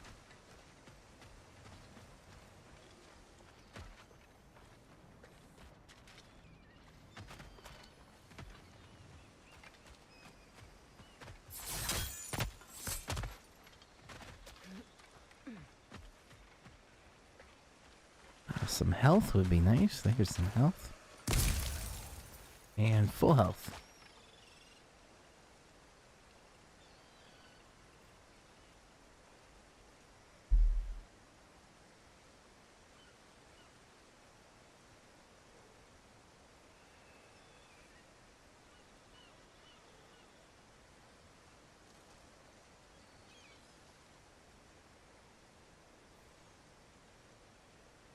Yeah, Raymond, the pre-rating of the tornadoes from the armchair meteorologist on Twitter.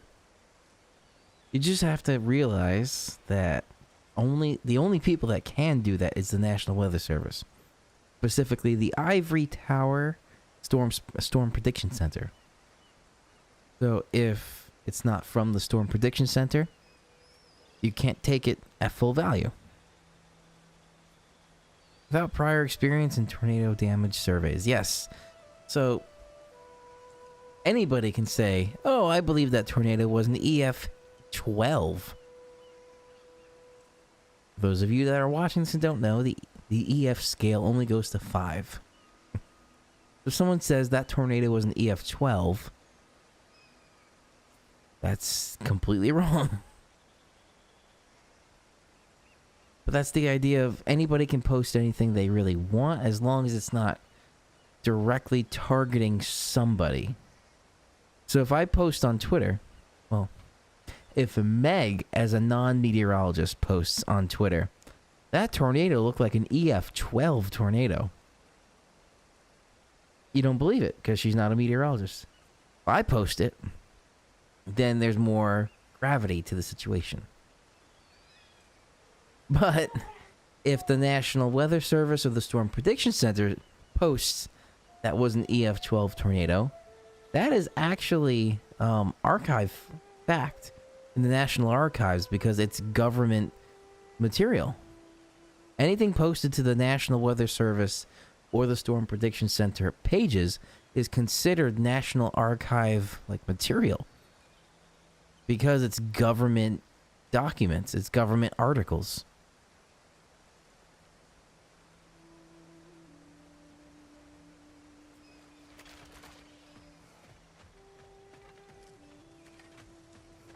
I'm still trying to figure out where to go next. So we were up here before.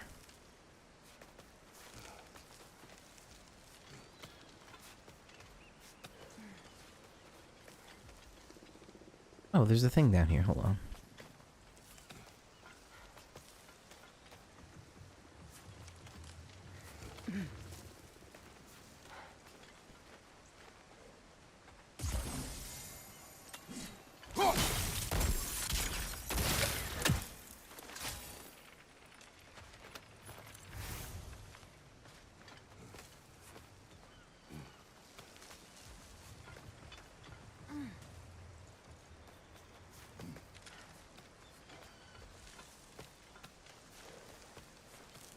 Also, this is a side mission, not the main mission.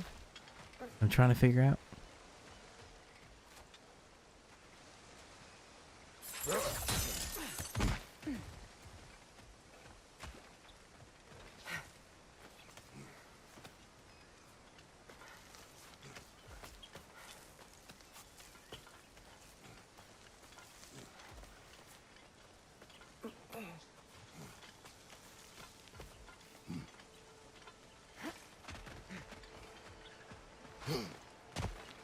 Guess I'm just following her. Follow the Freya. What's that? There's something new.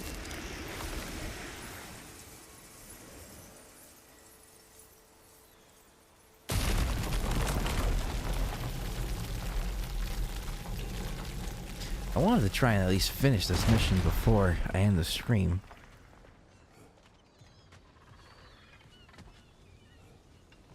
Wait, this is where I just was.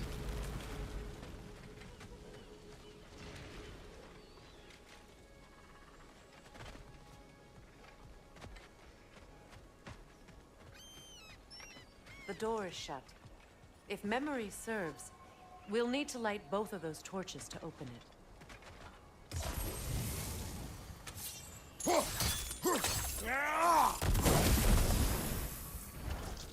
This is a mystic fire.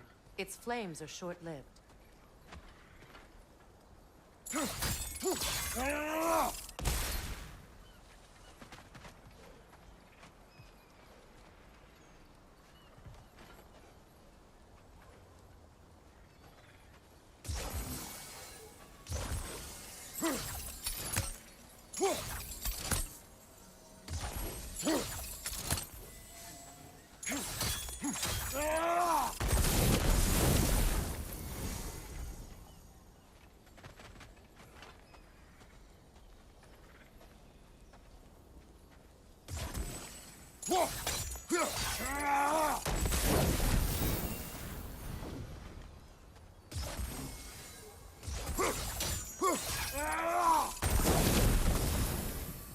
I believe we have to light both torches at the same time.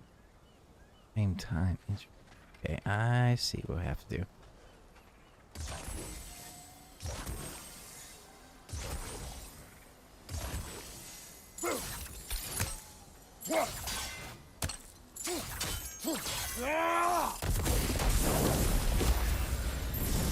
There we go.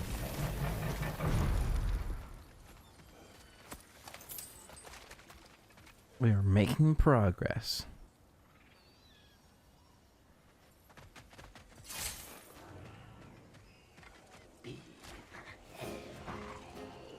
More of a battle.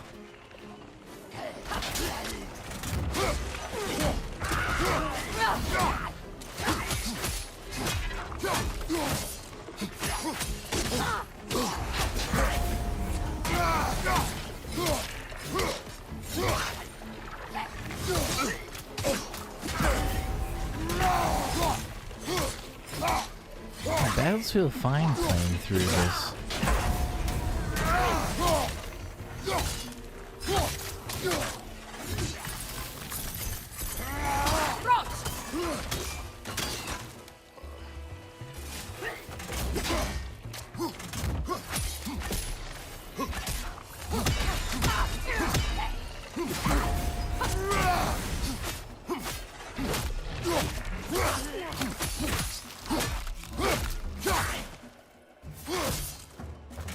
I don't think we can kill it while the Nogan lives. Let's go find it.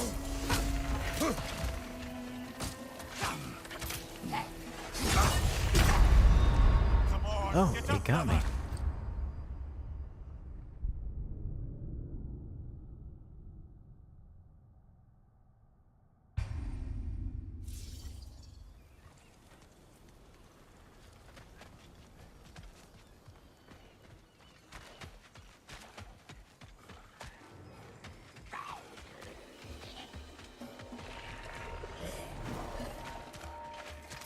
Alka.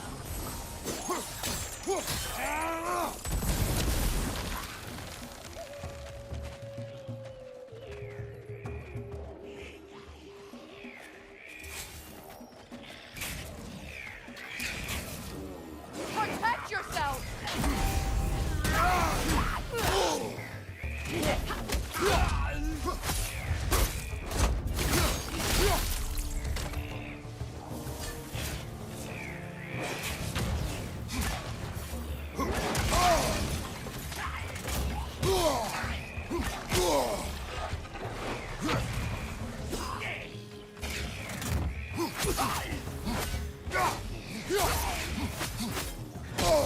I felt that one, brother.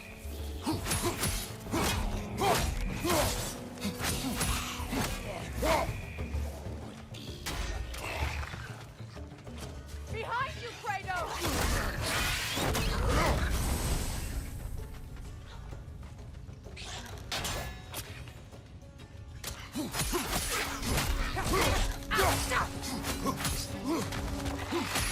Finally.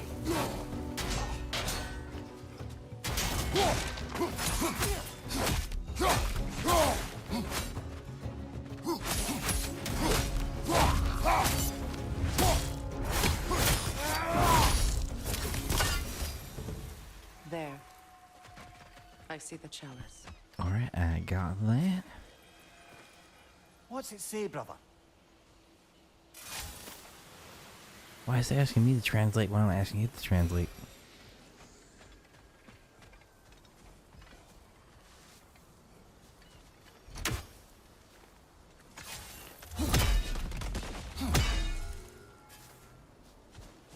From the ceremony.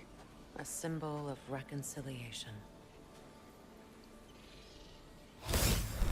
We drank from the lover's chalice until we could hardly stand.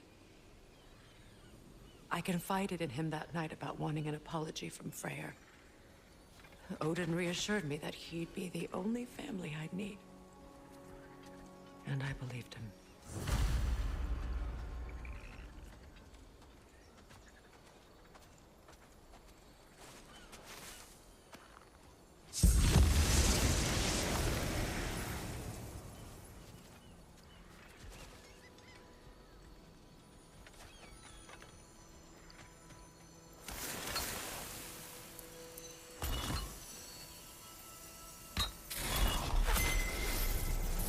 I can't read that from here. Let's head back and I can take a better look.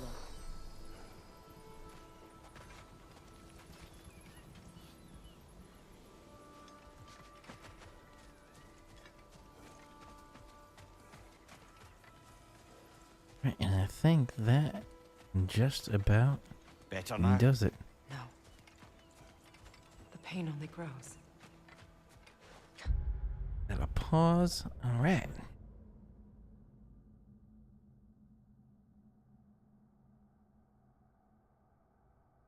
Yeah, social media has its own problems. Hype type thumbnails, yep. Yeah, I've seen some videos that can scare the bejeebers out of people.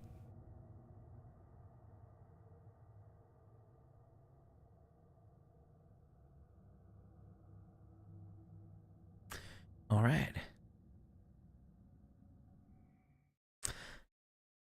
Well.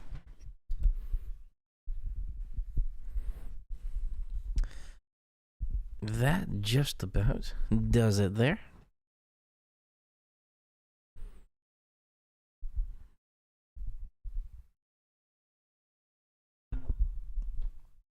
There we go. All right. So, Raymond, Delvin, it was a pleasure as always. That's going to conclude the stream for this week.